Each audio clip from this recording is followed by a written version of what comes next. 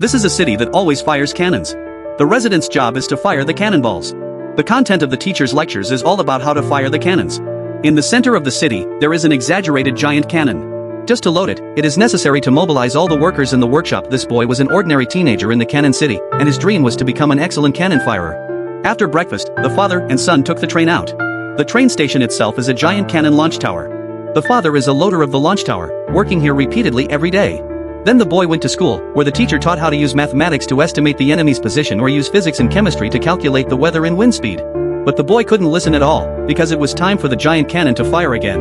The giant cannon is 100 meters long. The top of the cannon tower is the command room, and the bottom is hundreds of artillerymen. They will first load the giant shell into the chamber. As a large amount of gunpowder is loaded into the barrel, the loading work is officially completed.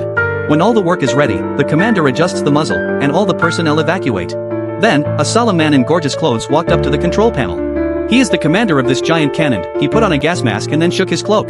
With the cannon fire, the female workers cheered, and the foreman was satisfied and allowed them to have lunch. When the gunners were resting, there was a group of environmentalists on the roadside.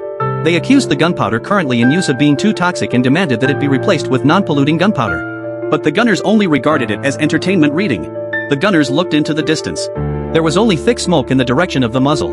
No one knew where the shell had hit. Hundreds of students were crowded in the cafeteria for meals. Whispering was allowed, but music was contraband. Anyone who dared to listen would be taken away. After lunch, a huge brush kept working inside the barrel, and then a crane brought in the giant shell. This time, it was the father who was responsible for assisting the loading. But the machine broke down. The father was knocked to the ground, and his gas mask also fell off. The foreman scolded the father and ordered everyone to evacuate, leaving the father and a few artillerymen to stay behind. But it was not until the commander took the stage that the father suddenly realized he had no gas mask. The toxicity of the gunpowder would cost his life. But under the cover of the cannon fire, no one cared about his life and death. As night fell, the cannon city returned to tranquility, and the father was lucky to survive. At this time, the news was broadcasting the war report. Today, 8 giant cannons fired 10 times, and the enemy was severely damaged. The day of victory was near. The boy was drawing while asking his father who their enemies were. But the father said that he would know when he grew up. In fact, he himself didn't know anything. Finally, the boy was still fantasizing in his drawing that he became a general, leading his army to be invincible.